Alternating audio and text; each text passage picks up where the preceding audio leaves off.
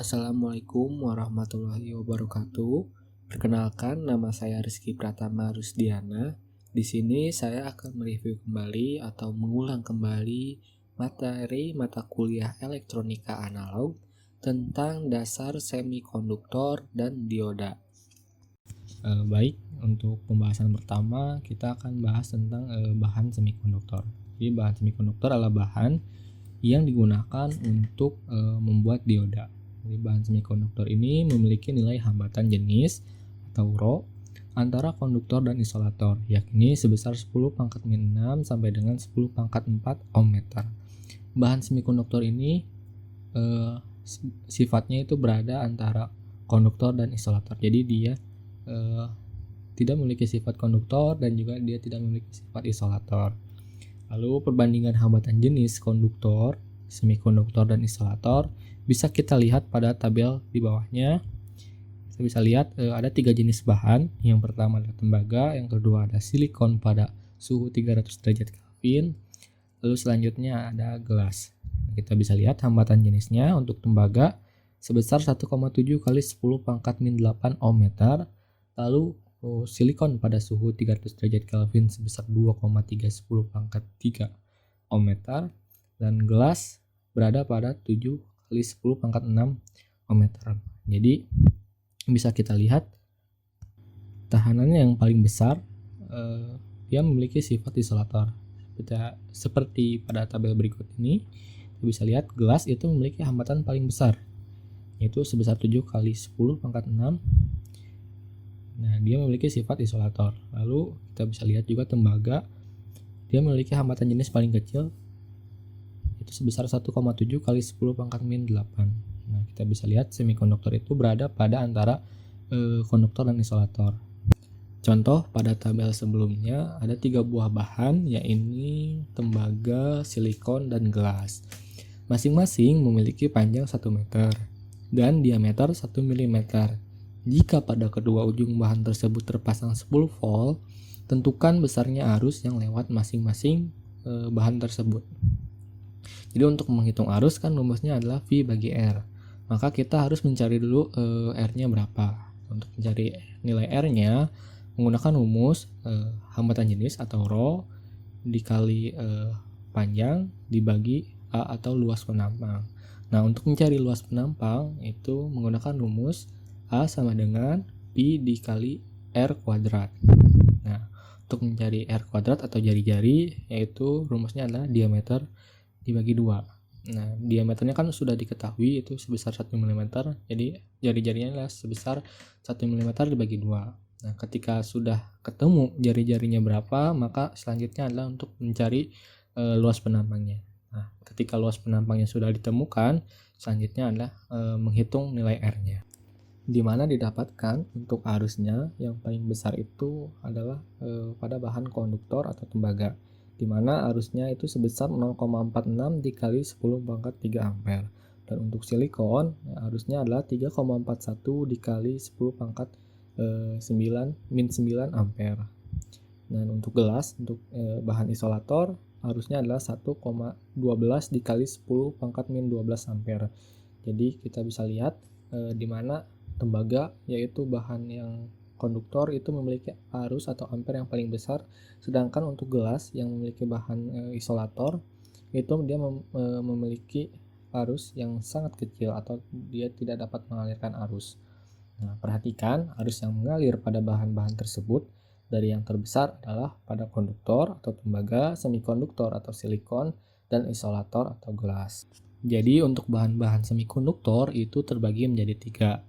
Yang pertama adalah trivalen, yaitu logam-logam yang memiliki atom-atom dengan jumlah elektron terluar 3 buah, seperti boron, gallium, dan indium. Lalu yang kedua adalah tetravalen, yaitu logam-logam yang memiliki atom-atom dengan jumlah elektron terluar 4 buah, seperti silikon dan germanium.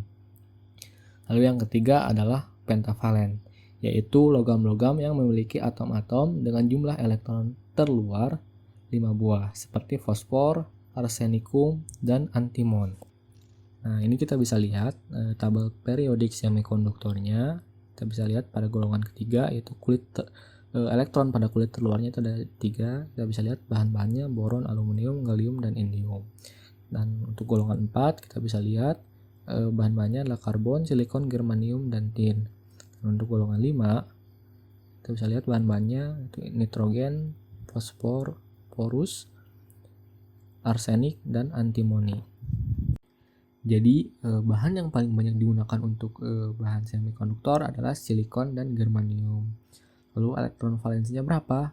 Karena kan tadi dia ada di golongan 4, maka elektron keluar atau elektron valensinya itu masing-masing berjumlah 4 buah. Jadi jenis semikonduktor itu secara sifatnya terbagi menjadi 2. Yang pertama jenis semikonduktor bersifat intrinsik, yang kedua adalah semikonduktor bersifat ekstrinsik. Semikonduktor intrinsik merupakan semikonduktor murni dan tidak cacat. Contohnya silikon dan germanium. Nah, kita bisa lihat pada gambar. Ini adalah visualisasi 2 dimensi dan 3 dimensi. Kita bisa lihat elektron valensinya berjumlah 4 buah dari struktur kristal silikon. Semikonduktor intrinsik pada suhu yang sangat rendah seperti apa pengaruhnya? Yaitu semua elektron berada pada ikatan kovalen. Lalu tak ada elektron bebas atau tak ada pembawa muatan sehingga bersifat sebagai isolator. Jadi semikonduktor intrinsik pada suhu yang sangat rendah itu dia akan bersifat sebagai isolator. Lalu bagaimana jika semikonduktor intrinsik pada suhu kamar atau pada suhu normal? Jadi yaitu dia agitasi termal menyebabkan beberapa elektron valensi keluar dari ikatan kovalen menjadi elektron bebas sebagai pembawa muatan negatif. Lalu munculnya elektron bebas diikuti dengan terbentuknya hole atau lubang sebagai pembawa muatan positif. Peristiwanya disebut pembangkitan atau generation. Lalu jika dipasang beda potensial terjadi aliran arus sebagai konduktor dengan konduktansi yang rendah. Jadi jika semikonduktor intrinsik pada suhu kamar atau normal dipasang beda potensial atau tegangan maka terjadi aliran arus dengan konduktansi yang rendah. Nah, ini adalah sifat bahan silikon dan germanium. Kita bisa lihat ini adalah spesifikasi atau datasheetnya. Ada nomor atomnya, berat atomnya, kerapatan, konstanta dielektrik, atom, jurang tenaga pada suhu 0 derajat Kelvin, jurang tenaga pada suhu 300 derajat Kelvin, konsentrasi intrinsik, hambatan jenis intrinsik, dan mobilitas elektron pada 300 derajat Kelvin. Nah, ini struktur kristalnya tadi. Jadi pada suhu kamar jika kita kasih beda potensial pada semikonduktor intrinsik yaitu silikon murni, ternyata akan ada elektron yang terlepas di sini. Jadi ada elektron yang keluar dari ikatan kovalennya. Kita bisa lihat di gambar. Jadi dia harusnya warna hitam berubah menjadi warna putih. Nah, yang warna putih itu dia dinamakan hole atau lubang. Peristiwa yang sebelah kiri itu disebut generation. Baik, selanjutnya kita masuk ke jenis semikonduktor yang kedua yaitu jenis ekstrinsik. Semikonduktor ekstrinsik adalah semikonduktor yang memperoleh pengotoran atau penyuntikan atau dalam kurung doping oleh atom asing. Jadi bedanya dengan yang intrinsik, yang kalau intrinsik itu kan dia semikonduktornya secara alami, bahannya secara alami, kalau ekstrinsik itu secara buatan. Nah, semikonduktor ekstrinsik terbagi menjadi 2. Yang pertama semikonduktor tipe N dan yang kedua semikonduktor tipe P. Untuk semikonduktor tipe N, pengotorannya oleh atom pentavalen seperti fosfor, arsenikum, dan antimon. Lalu atom pengotornya disebut atom donor dan pembawa muatannya adalah elektron. Lalu untuk semikonduktor yang kedua, semikonduktor ekstrinsik yang kedua adalah semikonduktor tipe P. Nah, semikonduktor tipe P pengotorannya oleh atom trivalen seperti boron, gallium, dan indium. Lalu atom pengotornya disebut atom akseptor dan pembawa muatannya adalah hole. Jadi kalau semikonduktor murni terus kita doping dengan fosfor maka dia menjadi semikonduktor tipe N.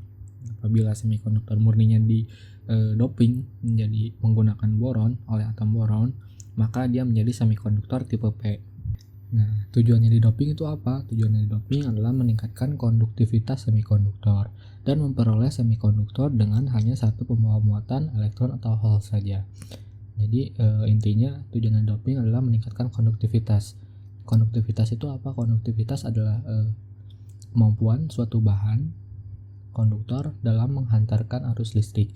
Jadi semakin tinggi konduktivitasnya, maka kemampuan menghantarkannya semakin baik. Dan juga tujuan dari doping adalah agar memperoleh suatu muatan yang dominan, entah muatan elektron atau hole-nya. Karena kalau tidak didoping, muatan elektron dan hole-nya itu seimbang. Lalu perbandingan dopingnya antara atom doping dan atom murni adalah 1:10⁻⁶ sampai dengan 1:10⁸. Nah, dopan adalah atom pengotor. Atom-atom dopan pada semikonduktor tipe N adalah atom-atom pentavalen dan dinamakan atom donor. Sedangkan pada atom semikonduktor tipe P trivalen dan dinamakan atom akseptor. Nah, sekarang semikonduktor tipe N. Nah, pada semikonduktor tipe N, elektron bebas sebagian besar terjadi karena doping, dan sebagian kecil lainnya bersama hole karena generation akibat agitasi termal atau perubahan suhu. Elektron bebas menjadi pembawa muatan mayoritas dan hole sebagai pembuatan muatan minoritas. Jadi pada tipe N itu yang mayoritas adalah elektron dan yang minoritas adalah hole. Nah, kita bisa lihat di gambar. Ini contoh pendopingannya. Harusnya adalah +4 karena didoping menjadi +5. Nah, jadi pada ikatan kovalen ini ada 5 elektron, 4 elektron tetap dan 1 elektron bebas. Nah, pada semikonduktor tipe P, sebagian besarnya adalah hole. Hole sebagian besar terjadi karena doping, dan sebagian kecil lainnya bersama elektron bebas karena generation akibat agitasi termal. Hole menjadi pembuatan muatan mayoritas dan elektron bebas sebagai pembawa muatan minoritas. Nah, pada semikonduktor tipe P itu kebalikannya dari semikonduktor tipe N. Jadi, di sini kita bisa lihat pada gambar yang seharusnya tipe +4 berubah menjadi +3. Karena tadi muatan mayoritasnya adalah hole. Sehingga nanti ikatan ekivalennya menjadi berkurang, semakin berkurang. Nah, ini adalah piranti semikonduktor. Bisa dilihat pada gambar beberapa piranti semikonduktor. Ada LED, ada IC, ada SCR, ada transistor. Nah, sekarang kita masuk ke dioda. Dioda adalah salah satu komponen dasar di mana dia menggunakan bahan semikonduktor. Bahan semikonduktor yang digunakan adalah bahan semikonduktor ekstrinsik. Nah, jadi suatu pertemuan PN adalah kristal tunggal semikonduktor yang pada satu sisinya mendapat penyuntikan akseptor atau P dan pada sisi lain mendapat penyuntikan atom donor atau N. Pada pertemuan PN merupakan blok bangunan dasar atau dalam kurung basic building block bagi piranti semikonduktor. Nah, pertemuan ini maksudnya adalah mereka itu ditempelkan dan saling menempel antara bahan tipe P dan tipe N. Nah, jadi dioda pertemuan PN adalah pertemuan PN yang pada kedua sisinya dilekatkan logam atau metallurgical bond, sehingga terdapat dua ujung logam yang merupakan terminal atau elektrod, yakni anode pada sisi P dan katode pada sisi N. Nah, jadi seperti ini kita bisa lihat di gambar. Jadi contoh misal ada kristal tunggal semikonduktor. Nah, jadi si kristal ini bahan semikonduktor murni, jadi belum didoping. Nah, sisi kirinya kita doping atom akseptor dan sisi kanannya kita doping atom donor. Nah, kita bisa lihat hasilnya di bawahnya.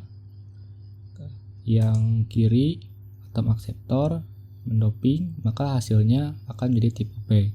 Dan yang kanan didoping atom donor, maka hasilnya menjadi tipe N. Nah, jadi dioda itu tersusun karena adanya pertemuan P dan N, maka dinamakan dioda pertemuan P dan N.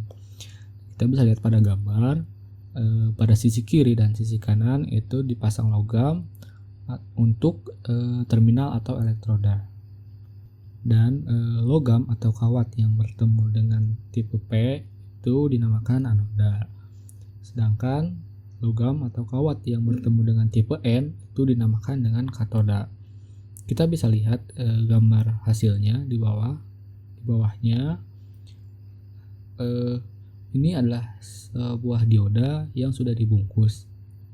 Dimana kita bisa lihat juga pada dioda biasanya ada simbol garis hitam atau putih. Nah, jadi bahan dari ujung sebelah kiri sampai dengan garis hitam itu dinamakan anoda, sedangkan dari ujung kanan sampai dengan garis hitam itu dinamakan dengan katoda. Nah, kita bisa juga lihat simbol dioda di bawahnya itu arahnya ke kanan. Karena sesuai fungsinya, dioda ini kan berfungsi sebagai penyearah. Jadi apabila ada arus yang masuk dari anoda, maka dia akan keluar di katoda.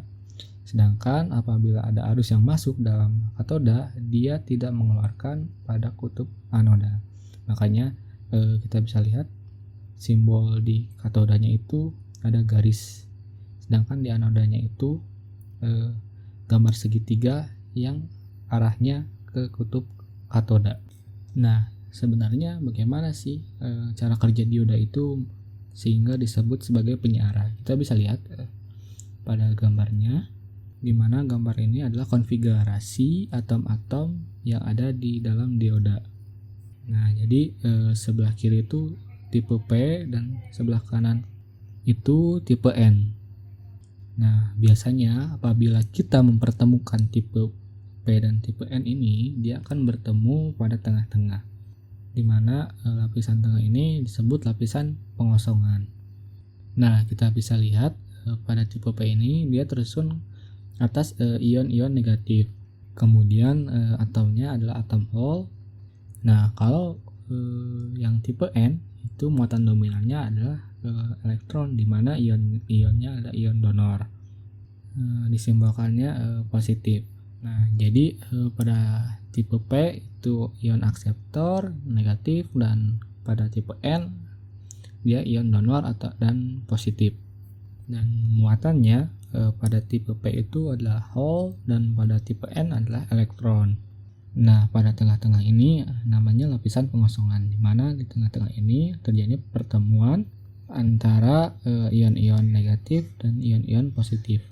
Nah, jadi atom-atom yang mengandung hole dapat digambarkan sebagai ion-ion negatif karena kekurangan elektron, dan atom-atom yang kelebihan elektron sebagai ion positif. Ion-ion akseptor adalah ion-ion negatif, dan ion-ion donor adalah ion-ion positif. Saat P dan N dipertemukan, terjadi difusi elektron ke arah P dan difusi hole ke arah N, menimbulkan arus difusi ke kanan. Kenapa arahnya ke kanan? Karena arus dan elektron itu selalu berlawanan. Makanya arus yang timbul atas difusi itu otomatis dia bergerak ke arah kanan. Kalau kita perhatikan pada gambar sebelumnya, searah dengan arah hole karena dia itu berlawanan dengan elektron. Kemudian terjadi recombination atau penggabungan di sekitar bidang pertemuan sehingga elektron dan hole lenyap. Jadi di sekitar bidang pertemuan tak terdapat pembawa muatan, disebut daerah pengosongan atau depletion region. Nah, jadi lapisan pengosongan ini kenapa ada? Karena tadi terjadi karena ada proses rekombinasi. Nah, jadi mereka kan bergerak ya, elektron ke kiri, hole ke kanan. Nah, mereka bertemu kombinasi, nah jadinya kosong. Jadi lapisan pengosongan itu timbul karena rekombinasi. Lenyapnya elektron meninggalkan ion donor, dan lenyapnya hole meninggalkan ion akseptor. Jadi pada lapisan pengosongan itu dia tinggal sisa ion-ionnya saja, sedangkan hole dan elektronnya sudah rekombinasi tadi.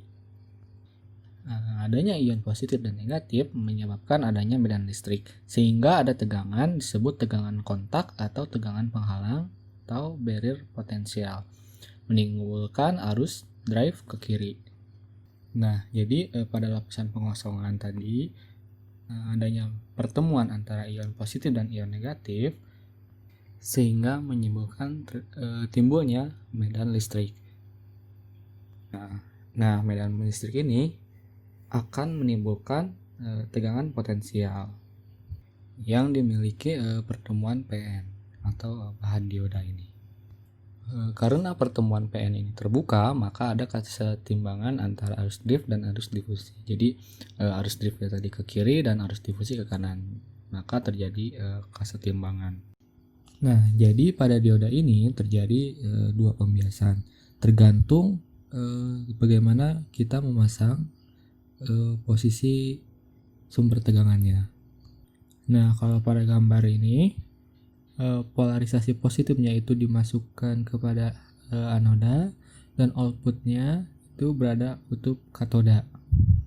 Nah, jadi konfigurasi rangkaian pada gambar ini merupakan konfigurasi bias maju. Jadi harus masuk ke anoda dan outputnya ke katoda. Jadi itu namanya adalah bias maju.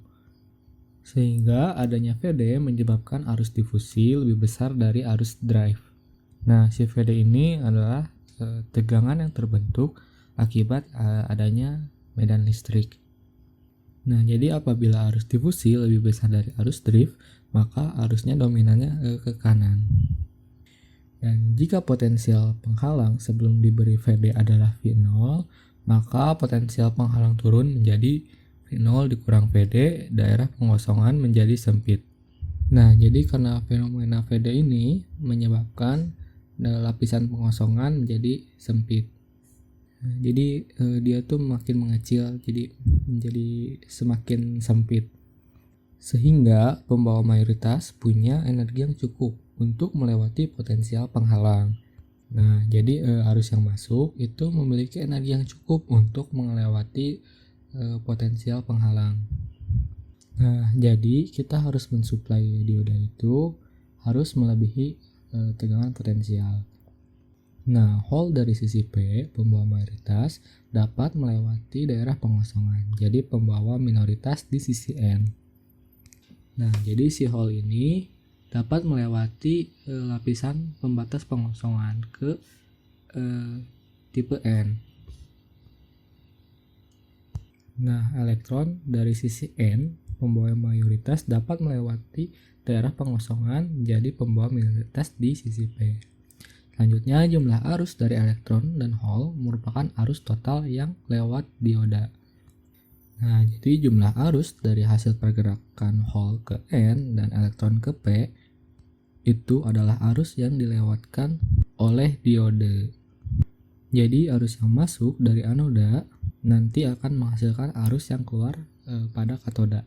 Tapi bukan arus yang masuk itu yang keluar di katoda, tapi dari hasil pergerakan elektron dan hole itu.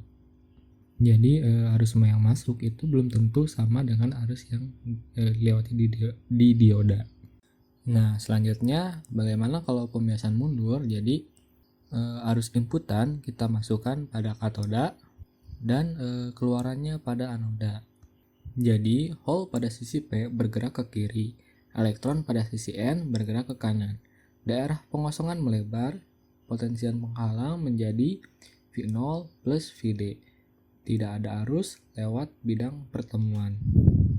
Jadi, apabila kita memasukkan inputan positif pada katoda, elektron yang berada pada tipe N ini akan bergerak ke kanan. Sedangkan jika keluarannya dipasang pada anoda, hole akan bergerak ke kiri. Jadi mereka akan saling berjauhan sehingga menyebabkan lapisan pengosongan atau bidang pertemuan menjadi melebar. Jadi kalau bias maju tadi kan mereka kan saling mendekati sehingga lapisan pengosongan menjadi rapat.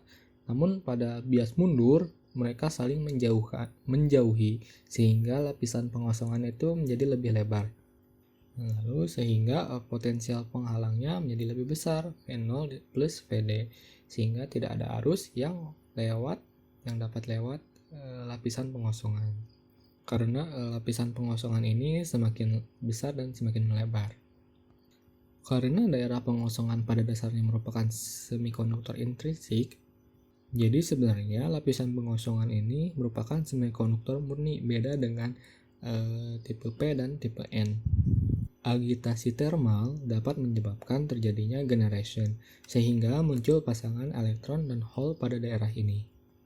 Sehingga pengaruh medan listrik yang terpasang terhadap adanya elektron dan hole di daerah pengosongan dan menyebabkan terjadinya arus yang arahnya dari kathode dan ke anoda dan disebut arus balik saturasi yang besarnya 10⁻8 sampai dengan 10⁻14 mA. Jadi sebenarnya ada arus yang terbentuk akibat dari pasangan elektron dan hole, tapi sangat kecil. Atau dianggap 0 ampere karena sangat kecil.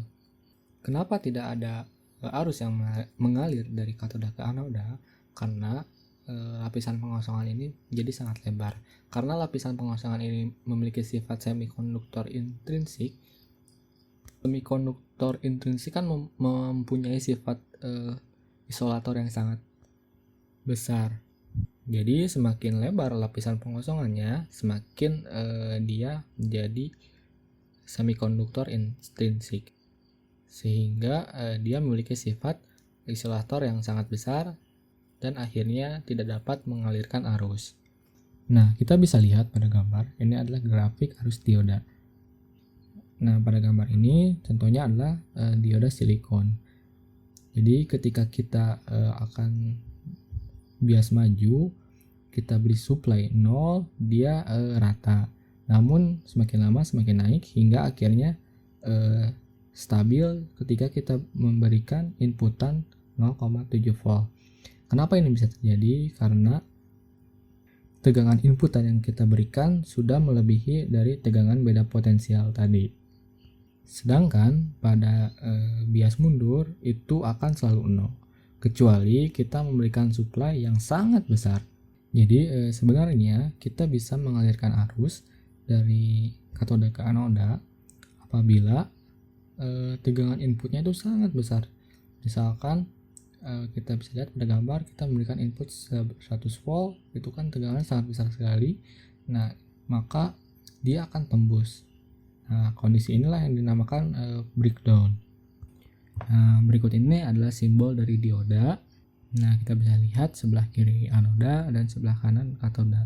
Jadi, tidak selalu anoda di sebelah kiri dan katoda di sebelah kanan.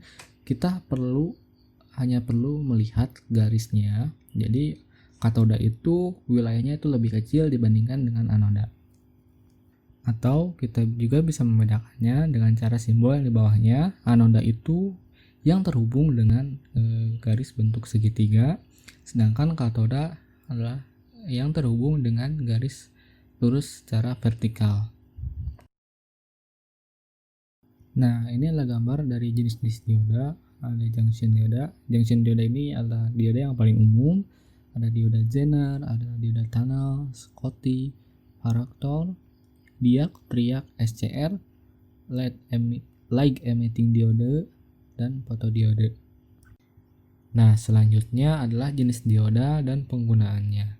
Yang pertama adalah dioda silikon yang berfungsi untuk penyearah arus dan pengaman tegangan kejut. Contohnya adalah tipe dioda IN 4001, IN 4007, dan IN 5404. Lalu yang kedua adalah dioda Zener yang berfungsi untuk mengatur tegangan. Zener.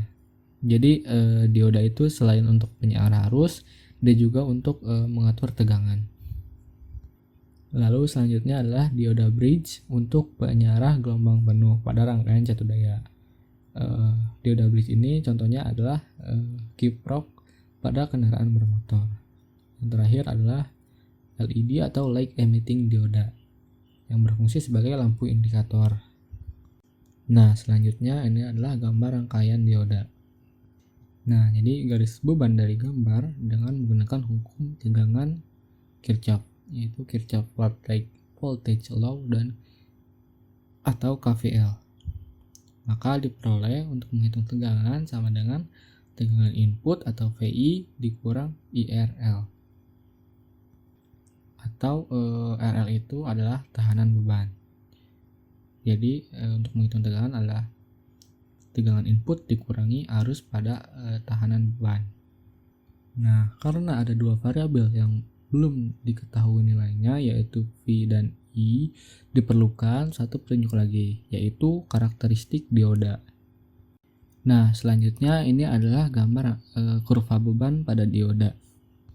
Nah, garis beban melewati titik I sama dengan 0, titik potong V adalah V sama dengan VI. Nah, kita bisa lihat gambar load line atau garis beban linear semakin turun. Yang satu lagi adalah kurva bias maju. Nah, yang VI per RL itu adalah namanya arus saturasi. Jadi arus saturasi keluaran dari diodanya. Dan arus akan sama dengan 0 apabila tegangan input sama dengan V-nya. Nah, P ini adalah titik di mana dioda berfungsi sebagai penyearah, di mana VI sama VI minus 1 dikali RL. Nah, ini selanjutnya adalah gambar kurva karakteristik dinamis. Hubungan arus terhadap tegangan masukan VI bervariasi, disebut karakteristik dinamis. Lereng garis beban adalah tetap karena resistansi beban RL tetap. Nah, kita bisa lihat pada gambar, dia akan dinamis kalau misalkan diodanya tadi memiliki tegangan masukan yang bervariasi, misalkan VI dan VI aksen. Jadi kita bisa lihat kurvanya juga bergeser antara VI per RL dan VI aksen per RL. Dan kita bisa lihat juga titik pertemuan A yang pertama di bawah, A aksen yang di atas. Nah, selanjutnya adalah model dioda atau model matematisnya. Jadi arus yang masuk pada kaki anoda dioda itu bukan merupakan arus yang keluar pada kaki katoda dioda. Jadi arus yang keluar pada kaki katoda dioda adalah arus yang dihasilkan dari dioda. Jadi misalkan arus yang masuk itu sebesar 5 ampere, maka arus yang keluar pada kaki katoda itu mengalami perubahan. Karena tadi arus yang keluar itu bukan keluaran dari arus input, melainkan keluaran dari hasil arus yang dihasilkan oleh dioda. Nah, untuk model matematisnya, yang pertama adalah menggunakan pendekatan pertama atau dioda dianggap sebagai ideal. Jadi apa itu dioda ideal? Jadi pada keadaan forward bias maju, dioda dianggap sebagai saklar tertutup karena hambatan pada dioda dianggap bernilai 0. Jadi dioda ini seolah-olah dianggap menjadi saklar tertutup. Dia tidak memiliki nilai resistansinya. Jadi pada dioda yang dianggap ideal, arus yang masuk sama dengan arus yang keluar. Tapi ideal ini secara nyata dia tidak ada. Nah, sedangkan pada keadaan bias mundur, dioda dianggap sebagai saklar terbuka karena hambatan pada dioda dianggap bernilai tak hingga. Nah, untuk lebih memahaminya kita bisa lihat pada gambarnya. Yang gambar yang atas adalah rangkaian bias maju, yang bawah adalah rangkaian bias mundur. Nah, untuk kurvanya kita bisa lihat ketika bias maju itu dia akan statis naik pada tegangan potensialnya. Nah, kalau untuk yang bias mundurnya dia akan nol terus karena dia kan seperti saklar terbuka. Selanjutnya adalah menggunakan pendekatan kedua. Pada keadaan forward bias atau bias maju, dioda dianggap sebagai sumber tegangan sebesar V gamma. Jadi untuk V gamma untuk silikon sebesar 0,7 volt atau 0,6 volt. Dan V gamma untuk germanium sebesar 0,2 volt atau 0,3 volt. Jadi pada pendekatan kedua, dioda dianggap sebagai sumber tegangan. Nah, kita bisa lihat pada gambar di bawahnya rangkaian forward bias, anoda ke positif dan katoda di negatif.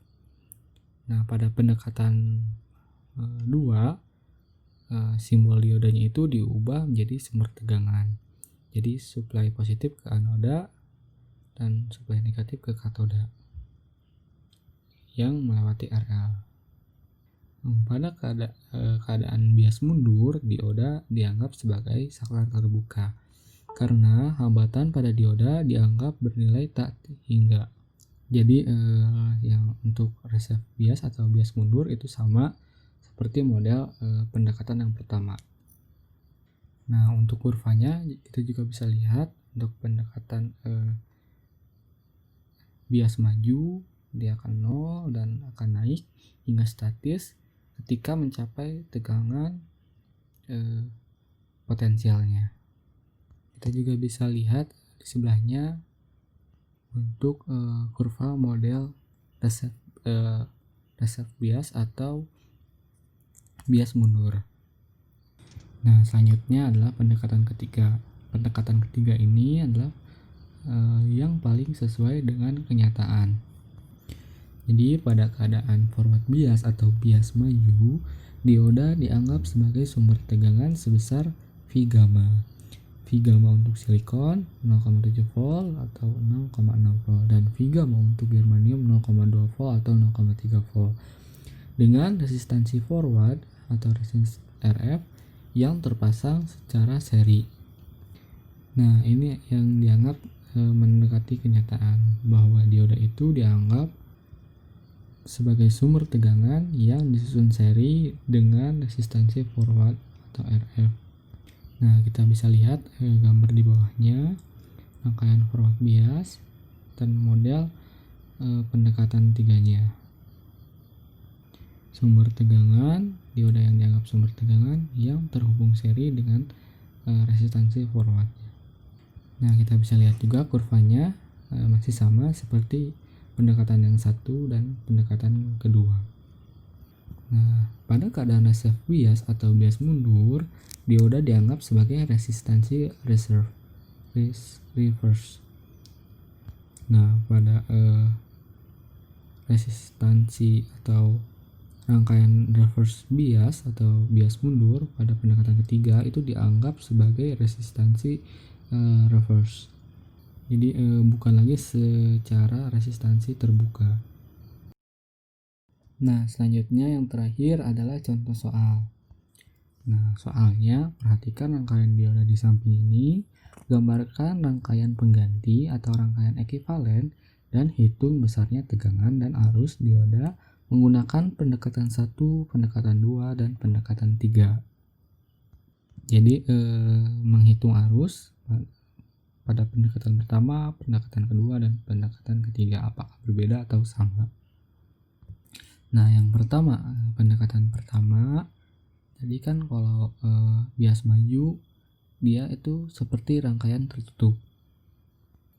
Jadi untuk menghitung arusnya, arus yang input, tegangan input dibagi RL.